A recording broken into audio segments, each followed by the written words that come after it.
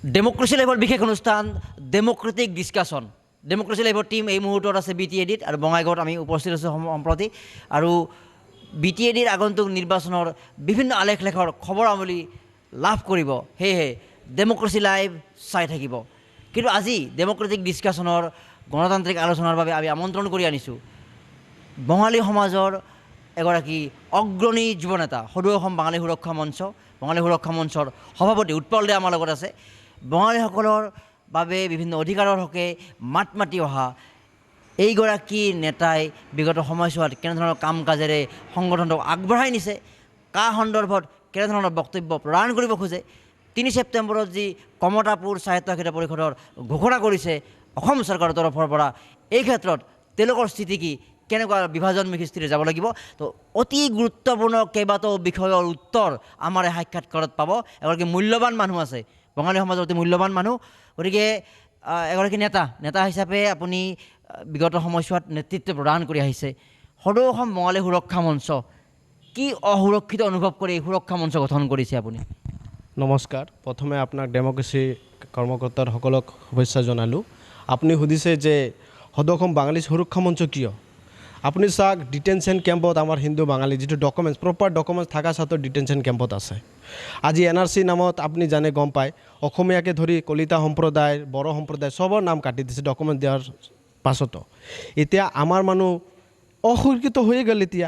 এতিয়া BJP government, যিখন government হিন্দুত্বৰ কথা কয়, সেইখন গভৰ্ণমেণ্ট দিনতে আজি আমি হিন্দু বাঙালীসকল সুৰক্ষিত নহয়। এইকাৰণে আমি ক'বলৈ বাধ্য হৈছোঁ যে আমাৰ ক'বলৈ গ'লে অসমত এক প্ৰকাৰভাৱে কোনো অধিকাৰ নাই আমাৰ। আপুনি চাওক, কা আন্দোলন কৰিল, এইটো পলিটিকেল গেম আছিল। আনি কি কৰিল, অসমীয়া আৰু বেংগলীৰ মাজত যিটো ব্ৰাদাৰহুড আছিল, যিটো ভাতৃত্ব আছিল, এইটো হেক কৰি দিলে। হেক কৰি দি ইহঁতে কি কৰিলে, ভোট বেংকটো বঢ়াই দিলে। ৰাতাৰাতি আমাৰ বেংগলী মানুহ ভোট BJPক দি দিলে। তাৰমানে আমি অন্তত বাঙালী সমাজে, হিন্দু বাঙালী সমাজে বুজি পাইছোঁ যে এইটো এটা ভোট বেংকৰ ললিপপ আছিল। ভোট বেংকটো সিহঁতে বঢ়োৱাৰ এইটো মেইন লক্ষ্য আছিল। আৰু আমাৰ মাজত যিটো হাতক পৰীক্ষাৰ যিটো ৰিলেশ্যন আছিল, যিটো ভাতৃত্ববোধ আছিল, এইটো নষ্ট কৰি দিলে। হিন্দু বঙালী আনাৰ কথা কৈছে, ইতিমধ্যে কিছু অহা বুলিও আমি অৱগত হৈছোঁ আফগানিস্তানৰ পৰা। তো আপোনালোকৰ জ্ঞাতি ভাইয়েতো আহিব, আপোনালোকৰ হিন্দু বঙালী আৰু হিন্দু বঙালী আহিব, তো আপুনি আপোনালোকে বেয়া পোৱাৰ কাৰণ নাই, তো সমৰ্থন কৰে নে চৰকাৰৰ এই কথাৰ আপোনালোকে অপ'জ কৰে? কাৰণ আপোনালোকৰ নিজৰ মানুহে আহিব আল্টিমেটলি। চাওক, অসমত থকা হিন্দু বাঙালীৰ সুৰক্ষা দিব পৰা নাই, এতিয়া বাহিৰৰ পৰা অনা মানুহ কেনেকৈ সুৰক্ষা দিব আপুনি কওকচোন। এতিয়া মানুহ আমাৰ ডকুমেণ্ট দেওয়া স্বত্বেও ডিটেনশ্যন কেম্পত আছে। আজি কোকৰাঝাৰ ডিটেনশ্যন কেম্পত আপুনি BTAD যিহেতু ভ্ৰমণ কৰিব, তো কোকৰাঝাৰ ডিটেনশ্যন কেম্পত দিয়াৰ 16 চিলড্ৰেন, সৰু বাচ্চা আছে 16 চিলড্ৰেন। যেই BJP গভৰ্ণমেণ্ট কৈছিল 2014 শিলচৰত, মোদীজী কৈছিল যে ভাইও আৰু বেহনো, আগাৰ হাম আতে হে চৰকাৰ পে তো ইয়ে ডিটেনশ্যন কেম্প হটা দেংগে। লেকিন আজি চৰকাৰ হৈ যোৱা, একবাৰ চৰকাৰ হৈ গৈছে, আকৌ চৰকাৰ হৈ গ'ল। এতিয়া কোনোতো বাহিৰৰ দূৰৰ কথা, এতিয়া নতুন ডিটেনশ্যন কেম্প গোৱালপাৰাত, যিটো নেকি এছিয়াৰ লাৰ্জেষ্ট ডিটেনশ্যন কেম্প বনাই আছে গোৱালপাৰা মাটিয়াত। আৰু আপুনি যদি কৈছে যে ডিটেনশ্যন কেম্পত, এছিয়ান হিউমেন ৰাইট কৈছে যে অসমৰ ডিটেনশ্যন কেম্পত থকা মানুহখিনিক ওলাই দিব লাগে, কিন্তু আপুনি চাওক, এই কৰোণাৰ সময়তো ডিটেনশ্যন কেম্পত সোমাই ৰাখিছে। আমাৰ কোনো অধিকাৰ নাই ক'বলৈ গ'লে। আৰু যিটো কথা কৈছে, আমাৰ হিন্দু বাঙালী এটা ট্ৰেকত ফচাইছে BJPয়ে, একদম জালত ফচাইছে আমাক, যাতে আমি মানে কেনেকুৱা হৈ গ'ল, যাতে এনেকুৱা হৈ গ'ল, ছাপোৰ্ট কৰাতে আমি ৰাতাৰাতি কিন্তু হিন্দু বাঙালী বাংলাদেশী হৈ গ'লোঁ। আমি যেতিয়া ছাপোৰ্ট কৰিলোঁ তেতিয়া ৰাতাৰাতি হিন্দু বাঙালী আমি বাংলাদেশী হৈ গ'লোঁ। তো আমি এই ট্ৰেকটো এতিয়া অন্তত বুজি পাইছোঁ যে কাৰ মাধ্যমে কোনো আজি 6 মাহ পাৰ হৈ গ'ল, এই কোনো কাৰ্যকৰী নহ'ল। তো এনেকুৱা দি আমাৰ কোনো দৰকাৰ নাই, এনেকুৱা আমি সমৰ্থন নকৰোঁ। চিধা কথা, আগত ইয়াতে থকা হিন্দু বাঙালী সুৰক্ষা দিয়ক, তাৰ পাছত বাহিৰৰ কথা ভাবক। ধন্যবাদ। কি অসুৰক্ষিত হৈছে আপোনালোকে? আপোনাৰ ভোটাধিকাৰ নাই, ডিটেনশ্যন কেম্পততো আপোনালোকক ভৰাই থৈছে, সেইটো অৱগত হৈছোঁ। অন্যান্য কিছুমান সা সুবিধা বা অধিকাৰৰ পৰা কিবা বঞ্চিত হোৱাৰ নিৰ্দিষ্ট তথ্য কিবা ক'ব নেকি? বহুত আছে উদাহৰণ। যেনে ধৰক, আপুনি আজি এই 3 তাৰিখ বিধানসভা যিটো কামতাপুৰ অট'নমাছ কাউন্সিল বিলখন পাছ হৈছে। এতিয়া চাওক, এই বিলখন যিটো পাছ হৈছে, ইয়াত থকা যিটো জনগোষ্ঠী, প্ৰত্যেকটা জনগোষ্ঠী ইয়াত আছে। আপুনি চাওক, কলিতা সম্প্ৰদায়ৰ মানুহ আছে, নাথ যোগী আছে, সূত্ৰধৰ আছে, গৰিয়ামৰীয়া আছে, আমি হিন্দু বাঙালী প্ৰচুৰ পৰিমাণে আছোঁ। কামতাপুৰ অট'নমাছ কাউন্সিল দিছে তাক আমি সমৰ্থন জনাওঁ, ভাল কথা, কোচ ৰাজবংশী ভাইসকলক দিব লাগে, ভাল কথা। কিন্তু ইয়াত থকা যিবোৰ জনগোষ্ঠী আছে সেইবোৰ অধিকাৰটো এক প্ৰকাৰৰ বঞ্চিত কৰি দিল। এইকাৰণে আপুনি চাওক, এই এটা অসুৰক্ষিত আছে। আৰু এটা আছে, কি আছে আপুনি চাওক, আমাৰ কাউন্সিল, ডেভেলপমেণ্ট কাউন্সিল এটা নাই। আমাৰ যিটো বেংগলী মিডিয়াম স্কুল যিবোৰ আছে তাত কোনো ফাণ্ড দিয়া নাই, ঠিক আছে। আমাৰ কালচাৰ সংৰক্ষণ কৰা নাই। আৰু ডি ভোটাটো এতিয়াও দি আছে, ডি ভোটা দি আছে। NRCৰ পৰা সবচে বেছি যদি আমি হৈছোঁ, এইটো বিজেপিৰ চৰকাৰৰ টাইমতে আমি সবচে বেছি আমাৰ নষ্ট হৈছে, ক্ষতি হৈছে। 12 লাখ হিন্দু বাঙালী NRCৰ পৰা নাম কাটি গৈছে। 300ৰ ওপৰত হিন্দু বাঙালী ডিটেনশ্যন কেম্পত আছে, এতিয়াও বিদেশী নোটিছ দি আছে। ৰঞ্জিত দাসৰ সমষ্টি তাতো বিদেশী নোটিছ এতিয়াও দি আছে। তো এতিয়া কওক, যেইখন গৰ্মৰ হিন্দুত্বৰ কথা কয় সেইখন গৰ্মৰ দিনতে আজি হিন্দু বাঙালী সুৰক্ষিত নাই। তো এনেকুৱা অভিযোগ বহুত আছে দাদা। সময় সাপেক্ষে আমি প্ৰেছ কনফাৰেন্স কৰি অৱগত কৰা অসমৰ ৰাইজক। কিন্তু মই অসমৰ ৰাইজক হাত জোৰি আন্তৰিকতাৰে কওঁ যে এই কা আন্দোলন কৰি বিজেপি আমাৰ মাজত যিটো ভাতৃত্ববোধ নষ্ট কৰি দিছে, অসমীয়া আৰু বেংগলীৰ মাজত যিটো বিভেদ আনিব চেষ্টা কৰিছে, এইখন যাতে আপোনালোকেও বুজক। আমিতো বুজি পাইছোঁ যে এইটো গেম খেলিছে আমাৰ লগত। অন্ততঃ আমি আগন্তুক দিনক একত্ৰিতকৰণ হৈ এই গভৰ্ণমেণ্টক যাতে উত্তৰ দিব পাৰোঁ তাৰ বাবে প্ৰস্তুতি লওক। ইয়াত কোনো হিন্দু বাঙালী বা অসমীয়াৰ কোনো কথা নাই। আমি সকলোৱে ভাই ভনী, সকলোৱে ব্ৰাদাৰহুড আছোঁ, মিলিজুলি আছোঁ, হাতক পুৰে ৰিলেশ্যন আছে। এই আনি আমাৰ যাতে এই যে হাতক পৰীক্ষাৰ ৰিলেশ্যনটো যাতে বৰবাদ কৰিব নোৱাৰে, তাৰ বাবে মই অসমৰ ৰাইজক মানে হাত জোৰি অনুৰোধ কৰোঁ যে বিজেপিৰ যিটো মিছলীয়া বাধা, যিটো বিজেপিৰ যিটো জুমলাবাজ, ইয়াৰ পৰাতো আমি বুজি পাইছোঁ, অন্ততঃ আপোনালোকে বুজক। আৰু আমাৰ যিটো ব্ৰাদাৰহুড যিটো আছে, ভাতৃত্ববোধ আছে, এইটো নষ্ট নকৰিব। অসমীয়াৰ প্ৰতি মানে আপোনালোকৰ বঙালী সমাজৰ কোনো বিদ্বেষ নাই? নাই। অসমীয়া আমি চাওক, আমাৰ ঘৰত মোৰ মায়ে কলিতা সম্প্ৰদায়ৰ। মই যে বিয়া কৰিম এইটো ট্ৰাইবেল মানুহ, ট্ৰাইবেল ছোৱালী হয়। মোৰ পেহী ৰাজবংশীৰ লগত বিয়া হৈছে। আমিতো আগৰে পৰা 30% অসমীয়া ছোৱালী বেংগলী ঘৰত, বেংগলী ছোৱালী অসমীয়াৰ ঘৰত বিয়া হৈছে। এইটোতো আমাৰ কি হয়, এইটো মানে ব্ৰাদাৰহুডৰ আমাৰ চিম্বল। আমি ভাতৃত্ববোধ যে আছোঁ, এইটোতো আমাৰ সবচে বেছি চিম্বল। আমি কেতিয়াবা বাজাৰত গ'লে সুধোঁ নেকি তই অসমীয়া, তই বেংগলী, তই বেলেগ জাতি? আমিতো চবেই বাজাৰত একেলগে বজাৰ কৰোঁ। শ্বপিং মল কৰিলেও আমি সকলোৱে চবেই মিলি একেলগে শ্বপিং মল কৰোঁ। কিবা অসুবিধা, আমাৰ আজি কলিতা সম্প্ৰদায়ৰ মানুহ যদি কিবা অসুবিধা হয়, মই দৌৰি যাওঁ। আমাৰ ওচৰত যিটো আছে আমি দৌৰি যাওঁ। আমিতো অলৰেডি ৰিলেশ্যন আছোঁ, ব্ৰাদাৰহুডটো আছোঁ, কিন্তু ৰাজনীতি ষড়যন্ত্ৰৰ বলি হৈছোঁ আমি। BTC নিৰ্বাচন 2020 আহি আছে। নিশ্চিতভাৱে কোনোবা বিশেষ দলক বা বিশেষ গোটক সমৰ্থন কৰাৰ কিবা কথা চলিছে নেকি, ভিতৰুৱা বুজাবুজি হৈছে নেকি?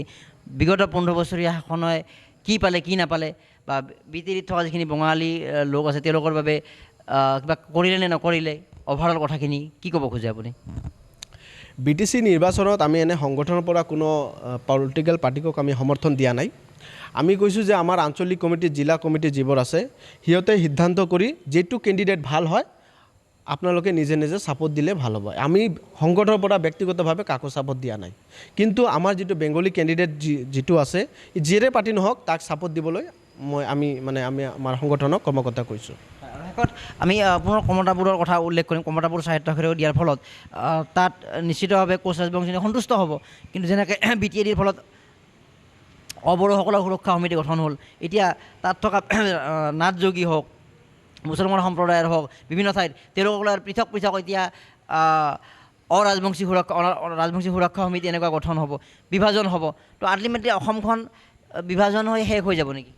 অসমখনতো টুকুৰা টুকুৰা কৰাৰ এটা ষড়যন্ত্ৰ কৰিছে নেকি বিজেপি, মোৰ কেতিয়াবা মনত হয়। আজি চাওক, কামতাপুৰ অট'নমাছ কাউন্সিল দিছে।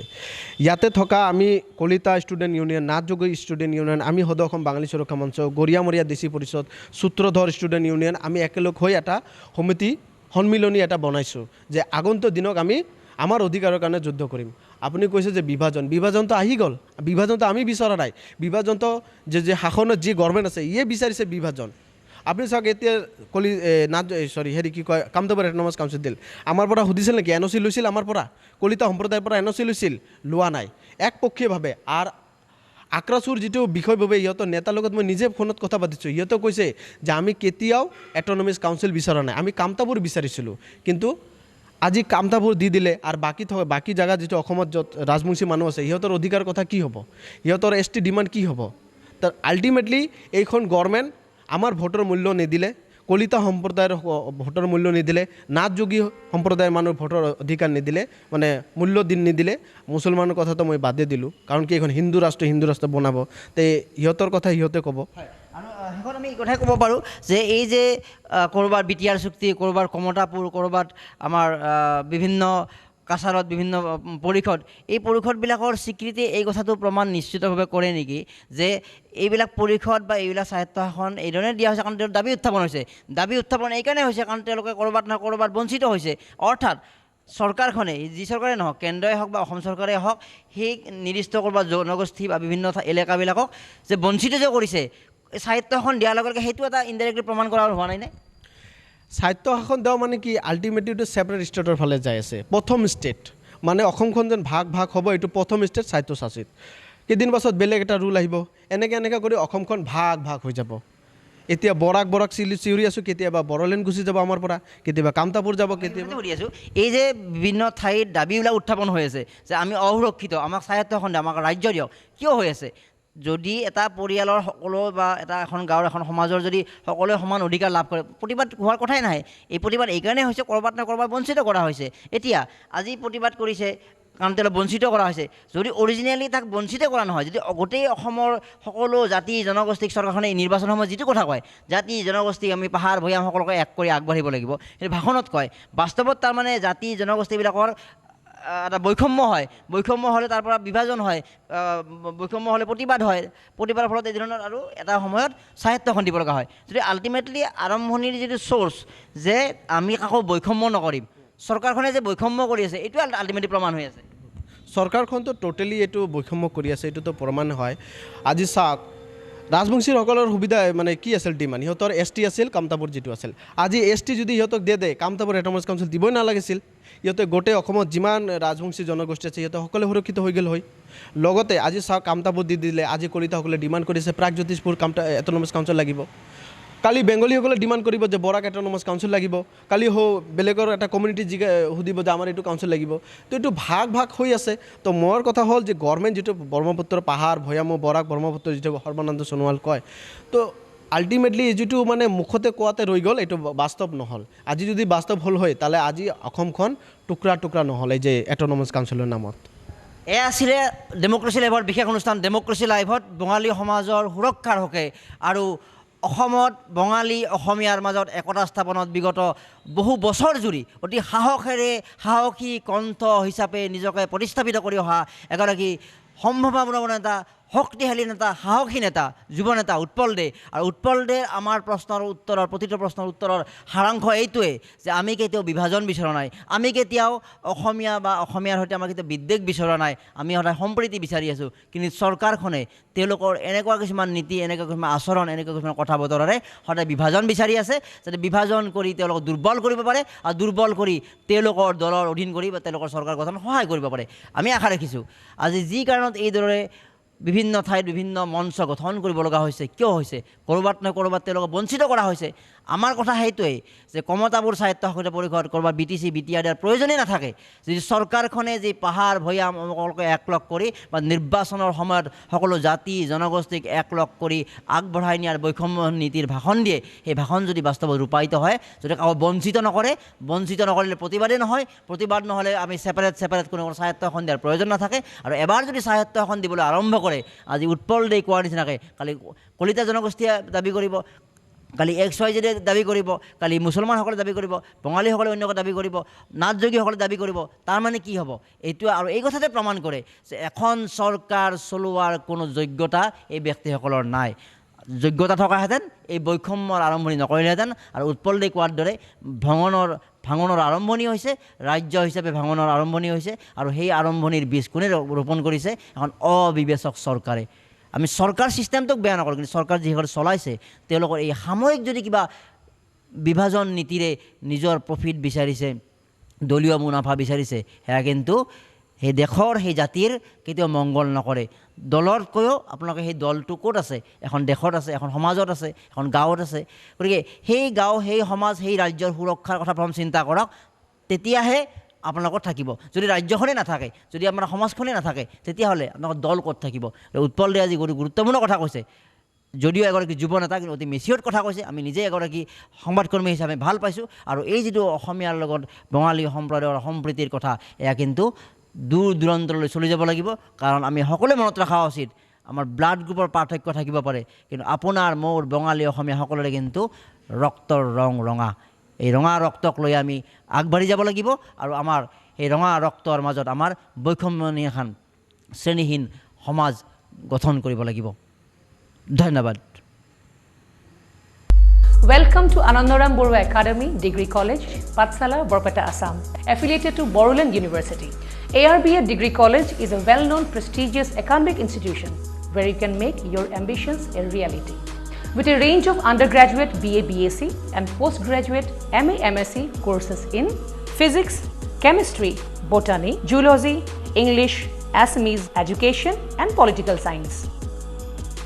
Admission is going on. To know more about the courses and admission procedure, please visit our website www.arba.in or call us on 94351 23646 and 6000163376 and 99540 39329 and 9954770328.